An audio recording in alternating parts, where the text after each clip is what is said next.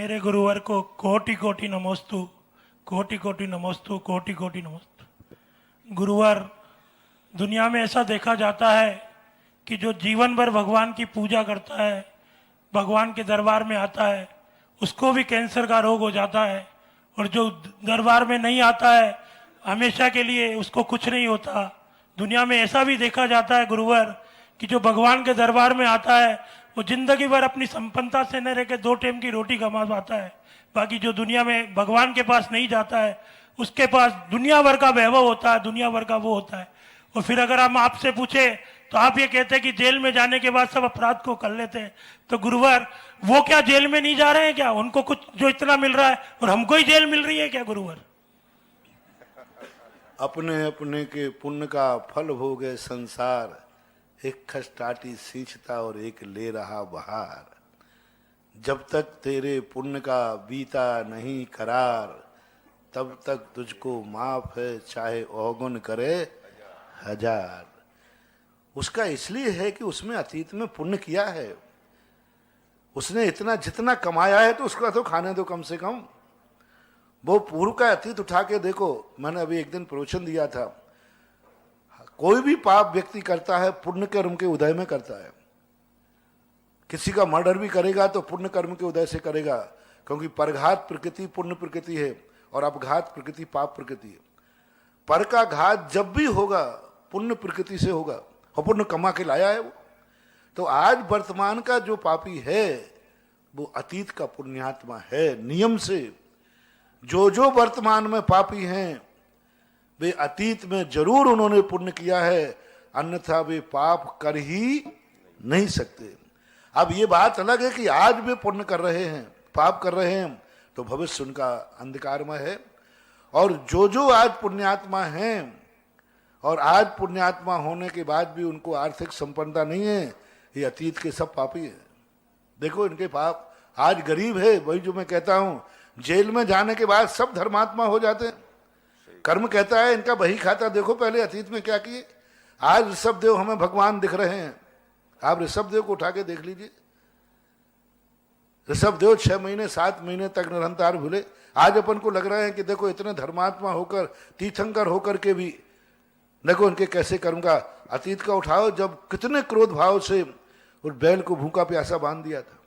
आज हमें लगता है कि महाराज को 500 मुनियों को घानी में पेला जा रहा है। देखो क्या अन्याय हो रहा है। इतने धर्मात्मा सब भावलिंगी संत थे, सारे मुनिराज भावलिंगी संत थे और इतने धर्मात्मा तपस्वी थे। सारी दुनिया त्राही त्राही कर रही। अन्याय है, काय का दुनिया कर्म है। इतने बड़े धर्मात्मा को घानी में पेला जा रहा है।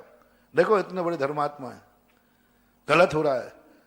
कर्म कहता है अतीत उठा के देखो, जब दौड़ते हुए हिरण को राजा ने मारा था, वो तड़प रहा था, उसके प्राण निकल रहे थे और ये 500 तालियां बजा रहे थे, वाह मजा आ गया मजा आ गया। उस समय देखो, और वो रो रहा था, उसको तीर लग रहा था, उसके शरीर में वेदना हो रही थी, तड़प रहा था, चीख रहा था, और ये लोग हंस रहे थे। उस समय का फोटो देखो। जब कोई अपन को तीर लग रहा हो, बहुत वेदना हो, और कोई हंस रहा हो, कैसा लगता है? तो यही स्थिति बनती है। 500 मुनि आज धर्मात्मा बन गए। अतीत उठा के देखो। आज अपन को लगता है कि ये सब धर्मात्मा हैं। अतीत के कर्मों की जब बलिहारी देखते हैं तो बहुत गुस्सा आता है। एक व्यक्ति, एक बड़ा आदमी बच्चे को मार रहा था। लोग आ गए वहां, बोले इसको क्यों मार रहे हो तुम? तुम्हें शर्म नहीं आती? इतने बड़े होकर इतने छोटे को मार रहे हो। और लोगों ने उस व्यक्ति को धक्का दे दिया और वो बच्चा था, वो छूट के भाग गया। और सब, तुम्हें शर्म नहीं आती? इतने बड़े होकर बच्चे को मार रहे हो। बोले भाई सुनो तो। बोले क्या सुनना साहब? इतना बच्चे को। बोले सुनो तो साहब, ये जेब काट है, जेब काट रहा। तो अब लोग, अरे पकड़ो पकड़ो, फिर उसको पकड़ो। अब क्या खाक पकड़ो? तो हमें ऐसा लगता है कि छोटा होने से पिट रहा है, पता नहीं उसके अंदर कौन सी खोट बनी हुई है, पूरी जानकारी है। तो जितने आज वर्तमान में धर्मात्मा दिखते हैं और जिनके पास जिस जिस की कमी है, उसमें अतीत का उठा के देखो, सब कुछ स्पष्ट हो जाएगा।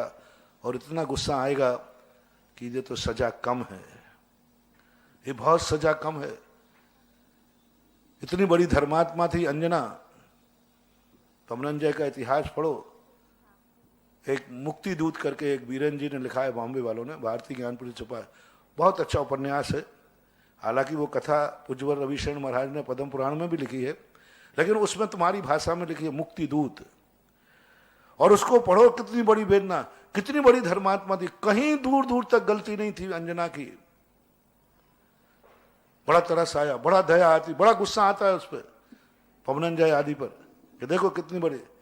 लेकिन जब अतीत की कहानी उसे पता चली कि ये वो नारी है जिसने आपसी सौतिया डाय के कारण से, आपसी पारिवारिक कलह के कारण से, आपसी जो भी कसाय भाव था, उसकी गुस्सा किस पर निकाली थी?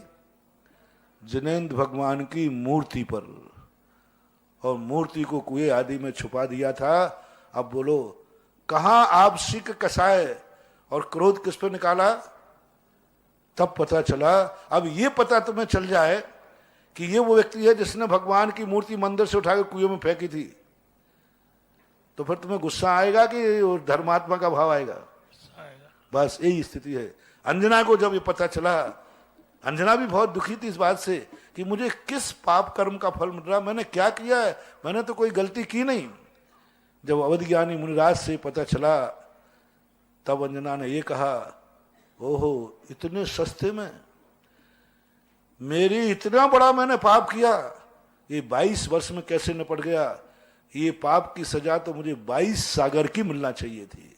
अंजना कहती है, मेरी सजा कम किसने की, मुझे तो छठवां नरक मिलना चाहिए था। मैंने इतना अपराध किया जिनेंद्र देव की मूर्ति के साथ, तो मुझे सजा और मिलना चाहिए थी। 22 वर्ष तो बहुत कम सजा है।